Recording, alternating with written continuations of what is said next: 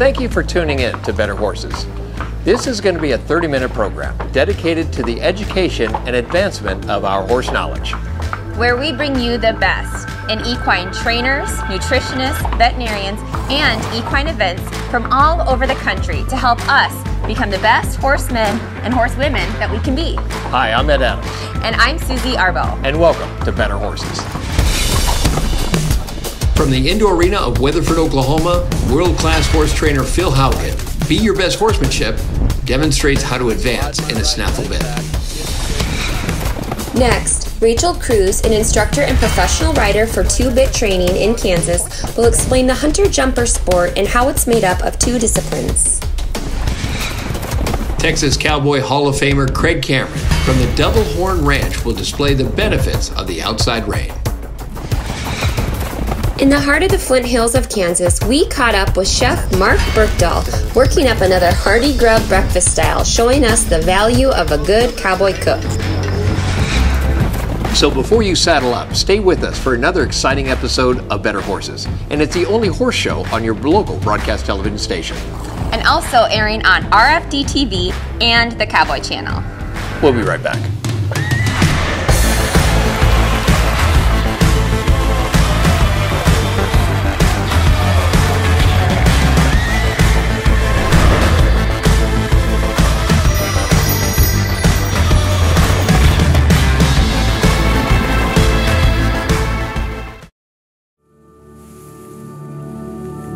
Those of us who devote our lives to the animals we love can recall a kind of dawning, like a seed planted deep within us and it taken root and begun to grow. It's why our family built a company dedicated to supporting the animals we all care for and this lifestyle we share. No matter what discipline of riding you do, training, showing, and everyday stress is hard on your horse's legs. Decra Veterinary Products is a leading lameness company that brought you Osphos. Osphos is a clodronate injection, an intramuscular bisphosphonate to help control the clinical signs of navicular syndrome in horses 4 years and older. Ask your veterinarian if Osphos is right for your horse. Decra Veterinary Products is a proud sponsor of The American.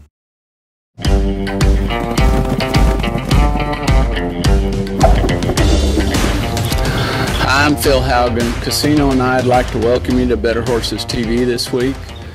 This week I'm going to talk about advancing on from the D-ring snaffle bit. In some of the earlier episodes I talked about why I prefer a D-ring snaffle in the early stages of my training program and why I continue to use that throughout the life of the horse.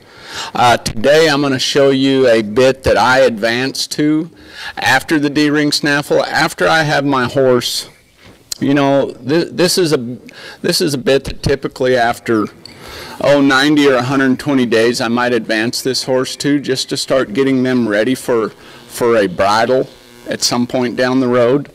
So with this particular bit, and you know, there are a lot of really good trainers out there, and they all have similar but different programs, and there's nothing wrong with that. And the same with you as riders. Everybody out there is a trainer. If you're riding a horse, you're training a horse. And bits definitely have some advantages and disadvantages, but at the same time I always remember that it's not the bit as much as it is the signal that you send and the feel. You know, when you ask for a response and that horse finds that release point, finds that sweet spot, the release that you give them at that point, that's what really trains a horse. It's not that any particular bit is the magic bit to make every horse work. Okay, so this bit here in particular, and we'll get a close-up of the shank and the side piece. Okay, so this is a snaffle mouthpiece, which a snaffle mouthpiece is a mouthpiece that breaks in the middle, and it's smooth metal. The cheek piece, it's got about a 4-inch cheek piece right here. Okay, the part of the bit at the top of the gag here up to where your bridle connects, that's called your purchase, okay? The longer the purchase on the bit, the more pull pressure you are putting on that horse, okay? So like with this particular bit, I'm going to put it on Casino here and give you a side view. I really like this little bit, and the reason is from my program. You'll figure out if you're around me very much. I'm especially in the foundation, when I'm building a foundation on a horse, I'm a snaffle bit guy. I like snaffle bits. I can get my message across to my horses. When I send them a signal, they understand what I'm asking, and it keeps their mouth soft, okay? I don't have to pull on them a bunch. But this particular bit here, compared to the D-ring snaffle, where I talked about earlier, the D-ring snaffle is going to only put pressure on two areas: on the bars of their mouth, which is the lower jaw, and on the corners of their mouth, okay? Well, this particular bit right here, we're always talking about sending signals to our horse, okay? We ask for responses in our horse's body through their mouth. Okay, so we're always sending a signal to this horse's mouth when we're asking for a response in their body, whether it be a stop, back up, turn around. So here, when I put some pressure on that rein, I'll step him sideways so you can see a little better. When I take the slack out of my rein, look and see how that starts to, right here, how you start putting some pressure on this pole up here, okay? The shank of the bit is putting pressure on that mouthpiece, which in turn puts pressure on the bars of this horse's mouth and in the corners of this horse's mouth. So compared to the D-ring snaffle, this bit here sends an additional signal, which is right here, where you're putting some pull pressure on this horse's head, okay? What I like about this bit is the way the curve of the shank, the more this shank is curved, the more friendly that bit is to the horse, the less sharp that signal is. The straighter this shank is right here, if this was straight down, the sharper that signal would be. So for this particular bit, I can put a little more contact in this horse's mouth, but at the same time, it's very user-friendly to the horse to be able to process the signal that I'm asking and give me the desired response. So this is a great transition bit for me, and that's why I do it, okay? So I'm just trying to help you get through the transition phase of progressing a horse in their training, okay? And this is the reason I use the bits that I do. That's our training tip for this week. Once again, I want to thank Ernie and Better Horses TV for having us on this week and coming down and being with us. Have a great week of training, and God bless. Hey folks, good to be with you once again. You know what, Miss Debbie and I, now we live way out in the country, and after 30 years, I think we've seen all there is to be seen. But the other day, when I looked out the window, I saw one lone goose walking around my yard. Now every fall we see a flock of them fly over as they're heading to their winter quarters. But one, and you know what else? He was walking around like he was lost. He was always looking around like he was looking for his mate and as he was looking for his friends. It reminded me of a verse in the Bible. In Hebrews chapter 8, verse 11, it says, "By faith Abraham, when called, was obedient to go to the land of his inheritance, even though he did not know where he was going." Just like Gus the goose, who was lost, had no idea where he was going. Sometimes we do the same thing. It's our prayer here today at Better Horses that you too know the Savior and know exactly where you're heading. Hey, this is Steve Stafford. I'm the pastor at Risen Ranch Cowboy Church and a very proud member of the Better Horses family. Stay tuned. We'll be right back right after these messages.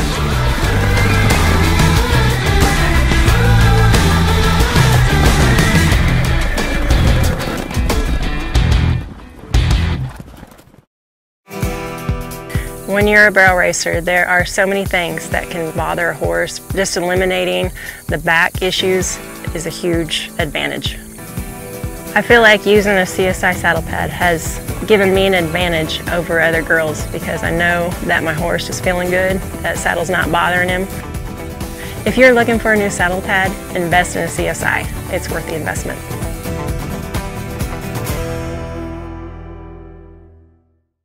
John Deere is known for quality equipment, and high quality often comes with the perception of high price. The truth is, buyers in our area who purchased a compact utility tractor from Heritage Tractor saved more than $2,000 compared to the competition. Dare to compare us before you buy. You and your wallet will be grateful you did. Nothing runs as long as a John Deere, and we'll prove it with our exclusive 10-year warranty. Learn more at heritagetractor.com/compare. The largest equestrian event is back for its 25th year. It's called Equifest of Kansas. This all-breed horse fair is coming to Salina, Kansas beginning Friday, March 18th through Sunday, March 20th. Professional trainers including Chris Cox, Phil Haugen, and Michael Gascon. Plus, breakaway roping, draft races, the Trixie Chicks Trick Riders, and the ever-popular Ranch Rodeo. Check out equifestofks.com to find out more about this event, March 18th, 19th, and 20th in Salina, Kansas.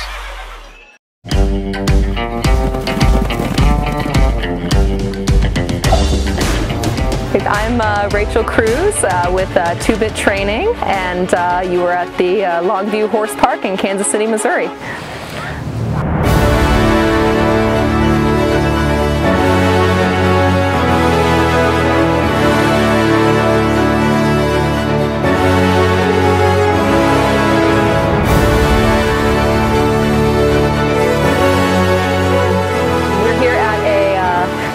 Jumper show that we're putting on, and we're doing the hunters right now. So these horses are being asked to jump around over jumps. It's all about grace and beauty, so a consistent canter, jumping good, you know, all those things that you look for, being super consistent in the ring. The jumpers will be going on a little bit tomorrow, where they'll be all about speed and power, so getting over the jumps within a certain time. But today the kids are being, and adults, some of them, are being judged on how well their horses jump, how well they get down the lines consistently, containing air, having a good pace, swapping their leads, all those fun things.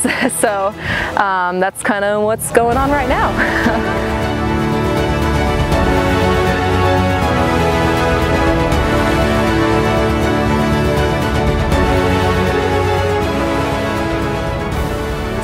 The breed of horses that we like to see at the Hunter Jumper Show, we actually have quite a big variety. I have a lot of quarter horses in my program, some warm bloods. You'll see some ponies today too. There's kind of a whole variety of breeds here, just kind of depending on, like I said, the quality of the horse's jump and their movement, which is what we're looking for in the hunters. So essentially we're jumping these farm animals over sticks, but it's a little more complicated than that. So yeah, just all types of breeds of horses. I've got a quarter horse pony here behind you, and a thoroughbred, and one of our warm bloods, and a Connemara pony, and so we've got a whole number of horses, different types of horses down here.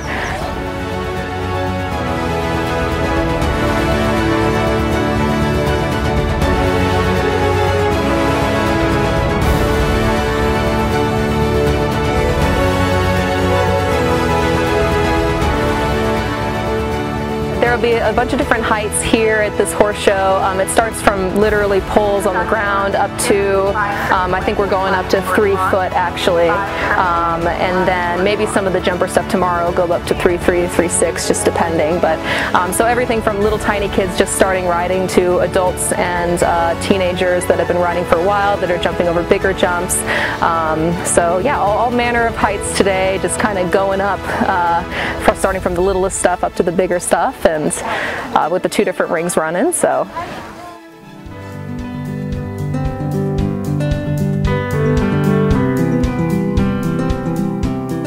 So the patterns that we do, the courses are posted at the beginning of the day. Generally the hunter courses will always be some sort of variation of, you know, a single jump, maybe an outside diagonal, kind of flowing around very consistently. There'll be, you know, medal and equitation courses where you'll see some more complicated turns, and in the jumpers there'll be some more complicated turns as well. So the courses will be posted. You have to follow the jump order and hopefully get the number of striding depending on the feet that are the lines are set at. We all go and look at the course board at the beginning of the day and then just go from there and hope that our riders remember where they're going.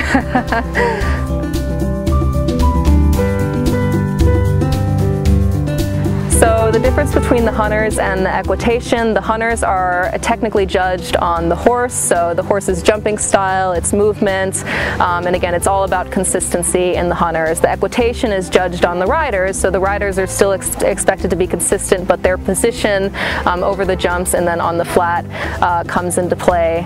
And the equitation will generally be a little more complicated courses, so they will be asked to, you know, do slightly more complicated patterns to kind of show off how well they ride, essentially. This is Rachel Kruse with 2-Bit Training. You can find us on Facebook or at our website. You can Google us, 2-Bit Training. We're based out of Spring Hill, Kansas. Thanks for joining us at the Longview Horse Park today, and have a great ride.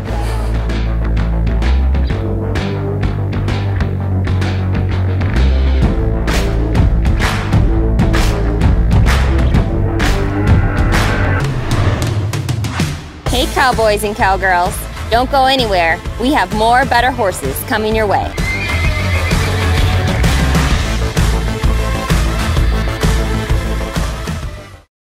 If you're passionate about the environment and your horse's bedding, we urge you to look into WRG Eco Shred bedding. Made from clean, recycled corrugated cardboard, Eco Shred provides absorbent, biodegradable animal bedding, vacuumed out so it's dust-free and highly absorbent. Eco Shred bedding is made from recycled materials, perfect for horses and small animals. Save the environment and order the finest bedding for your barn. Go to nebraskawrg.org or call Heartland Horse Products at 620-637-2455.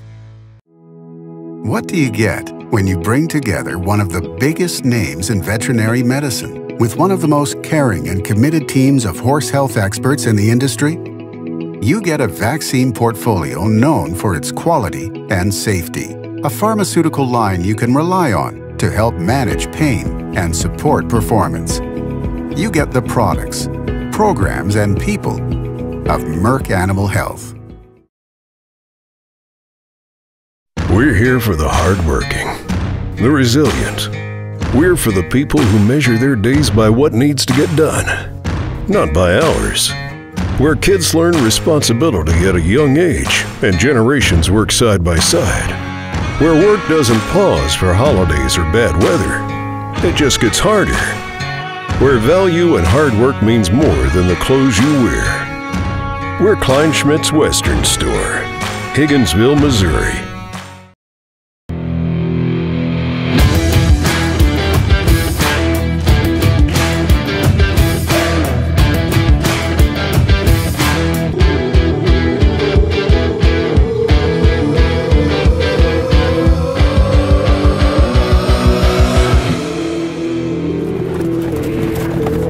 Craig Cameron, and you know, last time on Better Horses we talked about the power of the outside rein. You know, if we can really use it well, man, we can go to one-handed riding. We keep our horse straight. We can control that hindquarters, speed control. So many cool things happening when we know how to use that outside rein independently. And so let's talk about inside rein. I'm going to show you a really good exercise. You know, we ride a lot of mindless circles, and what happens when we do that? Sometimes if we ride just too many circles, these horses pick up bad habits. They start falling in, means he's coming to the inside of the circle, or falling out. He's going out. I can correct that with one rein or the other. But if I could really teach this horse to move off that inside rein, man, I can get my leg yields, which will be perfect to set up for lead departures and lead changes. So many cool things. So let's just do a simple circle, and every time I get to right at north, south, east, or west, I'm going to pick up that inside rein, open up with my outside rein, lay my inside leg on, and ask this horse to yield to the outside. So he's learning to move off of that inside rein. And in the meantime, keeping the correct arc. Because when you want the horse to go to the right when you're traveling left, if you pull on the right rein, like most people do, all of a sudden he tips his head to the right, and guess what you've lost? Position. Loss of position equals loss of control. So let's use the inside rein to move out. So I'm going to ride just a small circle here, right here, and he may have to zoom in a little bit. So here I'm going to get on the north side. I'm going to pick up my left hand and push him to the outside. Beautiful. Here I am on the west, pick him up and push him out, just like that. Beautiful. I'm going to pick him up and push him out, just like that. Gorgeous. Here I'm over here on the east side. I'm going to pick him up and push him out. Beautiful. I get over here on the north side, pick him up and push him out. Love it. Right here. Watch when he's picked up. Watch, I'm going to pick him up, push him over. Now switch legs and pick up the correct lead. What does that come down to? Position, position, position. That's what it's all about. Control, control, control. Flexibility, position, control. Flexibility gives you position. Position gives you control. Control, man, that's the name of the game. So cool exercise, just pick them up and move them out. Pick them up and move them out. Pick them up, move them out. Pretty soon, while he's arced to the left, you have your left leg on, your left hand up. How do we pick that left hand up? To pick that shoulder up. Look, not only am I picking his shoulder up right here, I'm picking, when I lift this hand, that picks my shoulder up. So it keeps me really balanced here. If I go to the right side, pick him up right here. And now I can go to a counter bend using that outside rein counter bend here. Outside rein counter bend here. Now watch me use inside rein and move him over. Right here. Inside rein and move him over. Boom. This horse is moving off of my reins, moving off of my legs, yielding to pressure. And that's what we're trying to teach the horse. Give to pressure with what? Hands, bits, legs, reins, spurs, lead rope, on the ground and on his back. And as he gives, I give. As he yields, I yield. As he softens, I soften. There's always something in it for the horse, that release, and that's the paycheck for the horse. Hey, give him his reason, give him his incentive, and I guarantee if your timing is good, he's going to be right there for you. And each day, he's going to get a little bit better. Hey, thank you, Better Horses, and we'll see you guys down the trail. Closed captioning has been brought to you by Lina Week and Flat Tail Ranch.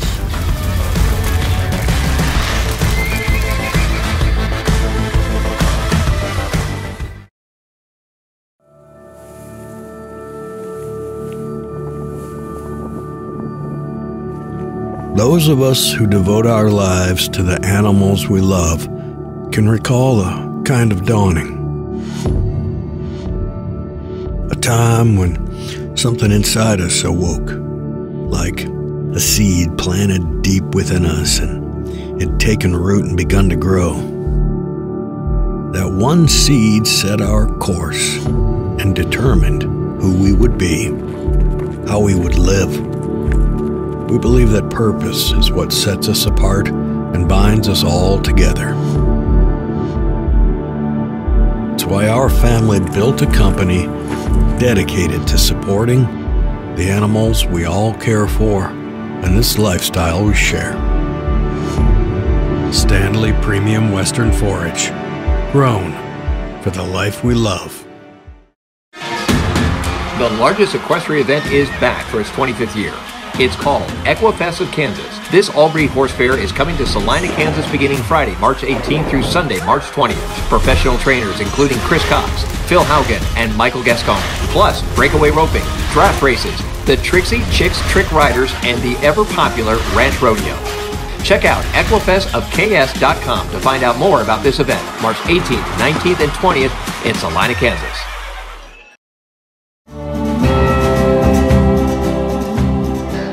Welcome back to the beautiful Flint Hills of Kansas. We're out west of Cottonwood Falls, north of Elmdale to be exact. It don't get any better than this.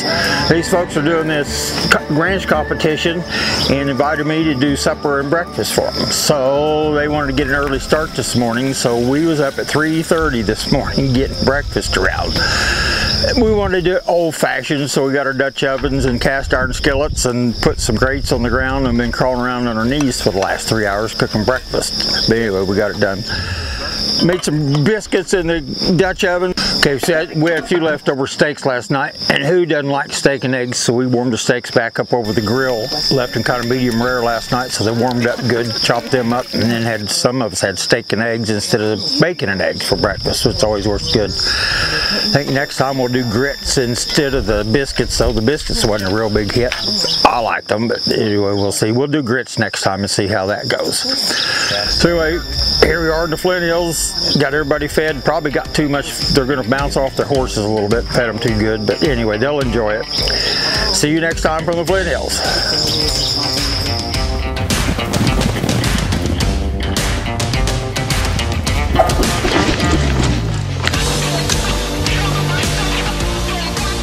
So bringing horses in, if they start trotting and want to go, it's going to excite your horse, and he's going to want to go with them.